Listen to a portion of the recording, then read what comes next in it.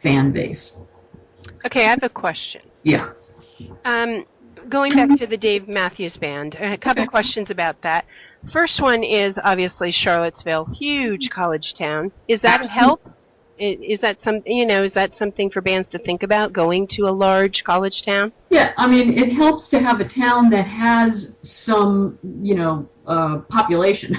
I mean, if you live in nowhere in the middle of, the state of Montana and there's nothing happening there, you might consider finding a place that you can then adopt as your so-called hometown base of support. Okay. If you live in the middle of Montana, then you might want to go to Cheyenne, or you might want to go to, if you live in some place that doesn't have resource, then you might consider, well, where could you go that might be a place that could give you resource. When I was doing bookings for some of my acts, they would have like their hometown, which was their actual hometown, and then they had a couple of places that were like in the Northeast that served as a really good base of support to branch out to the rest of the Northeast. And a really good base of support in Minneapolis, say, that served as a really good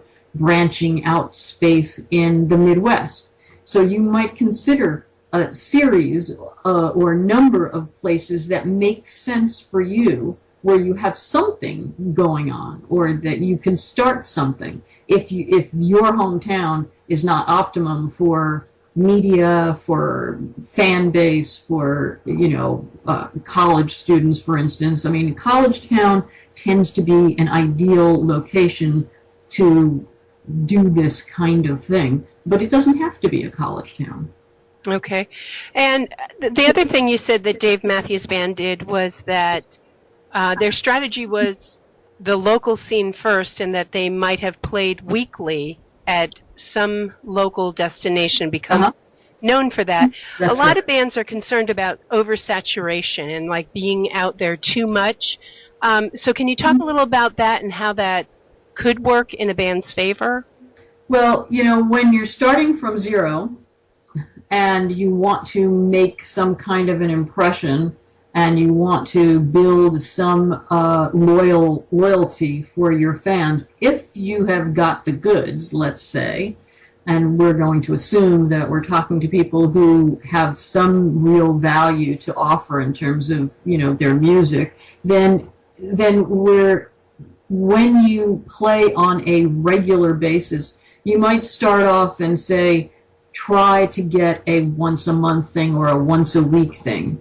And as you develop and the fans become more solid and larger audiences, then you go back to that whole number one, the assessment, and you say, okay, if I'm playing once a week and I'm drawing 50 people every week, at what point can I, start to cut back so that it makes it more special, more rare? Do I then, if they're overflowing and you need to, you're really drawing well, maybe you want to up the ticket price and cut back to every 2 weeks. So then it becomes, a more special situation. And then you keep doing that assessment to figure out, how do you continue to make it more special and have more fans show up.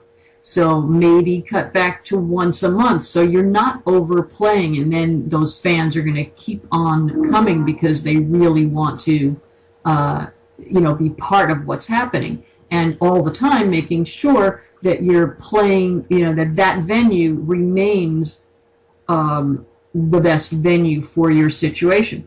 What happens, for instance, if all of a sudden the venue seats 150 or stands 150 and it's jam-packed all the time you are playing?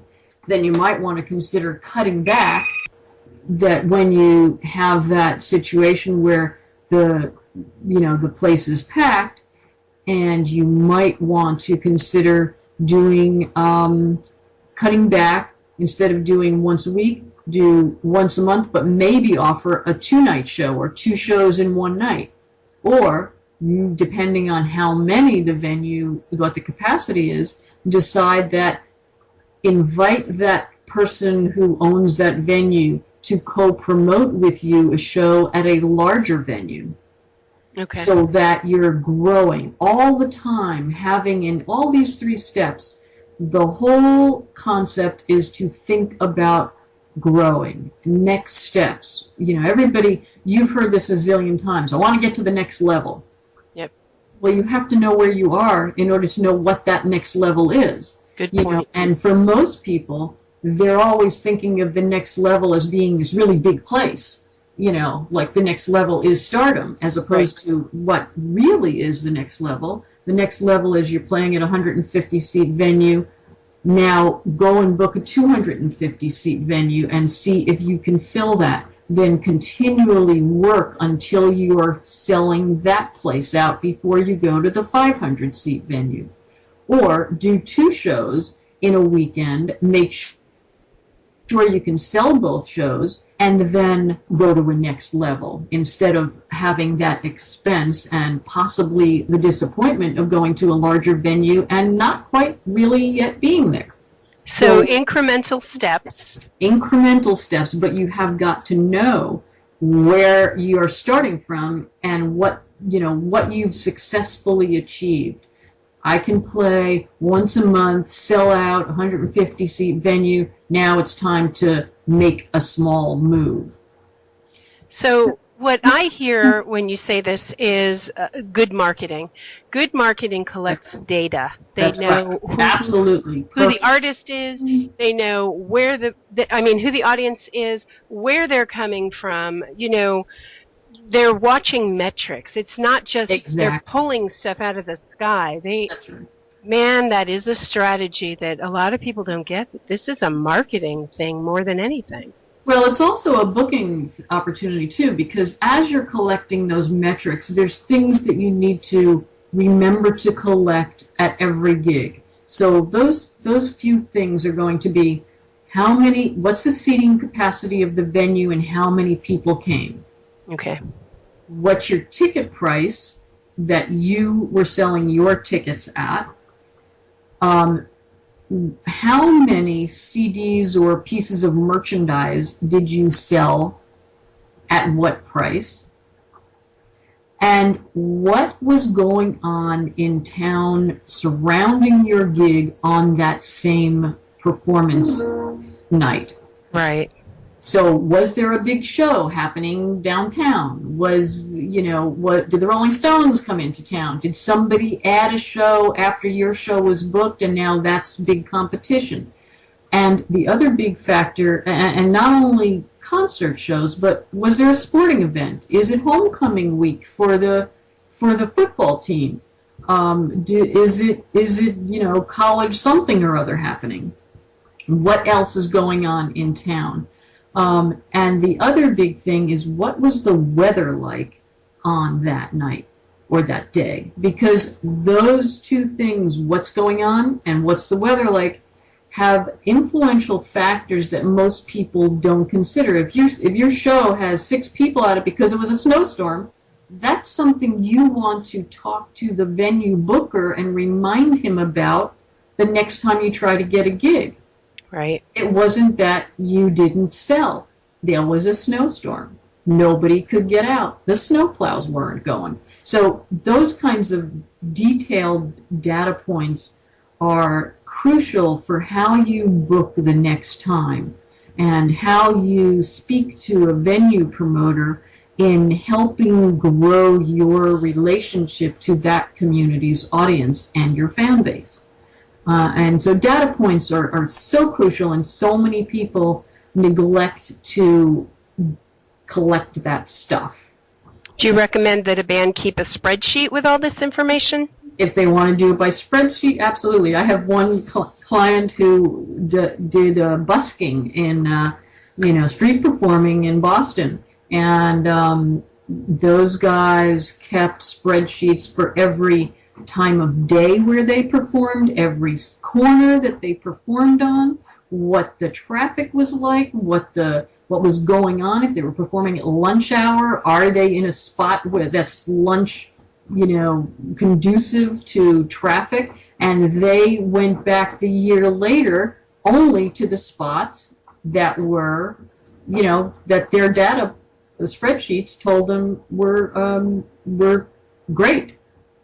Okay, that makes Yeah. sense. Yeah, keeping spreadsheets. Oh, I forgot to turn my video. Yeah, keeping spreadsheets are crucial, or keeping data. I mean, whether it's a spreadsheet or whatever. I mean, however you do it, but keeping that information, collecting that information, is absolutely important for both uh, assessing where you are and how you're moving in your growth spurts, and being able to uh, get the next gig from the same venue, or determine whether it's time to move on. All right. When would you suggest that a band consider hiring a booking agent or a manager? Well, let's rephrase that, because, if hiring a booking agent were the way that it was, Right. then everybody would have a booking agent. But booking agencies exist to, place bands, make bands available, but they're clearly businesses unto themselves. And so they are going out and determining whether or not bands are in the right place in their career and in the right type of music or act to fit onto their roster. So, we have this thing that you pitch your band to a booking agency, but a booking agency, is not really for hire. Okay. So we have to, bands have to keep that in mind, that they need to know that booking agents and agencies are looking for acts that are already viable. And not many agencies are willing and or able to take on a band that has no market value. I'm not saying value, but market value, marketable value. If you can't sell yourself, it's probably going to be possibly hard for the booking agency to sell you if nobody knows who you are. Right. So you have to realize that most agencies are ready to jump on board when you already have something going on, when you already have a regional following, or a following at all. So my first suggestion for helping you get through the stuff of booking is to possibly find somebody, a fan, or somebody like an intern in a music industry department at a college, somebody to help you do the work that you do, which is everything but making the calls for booking. And the reason I say this is because what you do when you work with a booking agent, you put your livelihood in the hands of somebody else. And you have to determine whether you can afford to do that, because unknowing to you, that booking agent may not be doing the work on behalf of your act as well as possibly you can do, because if the phone's not ringing for your band, he may not or she may not be picking up the phone searching for gigs on your behalf. Okay.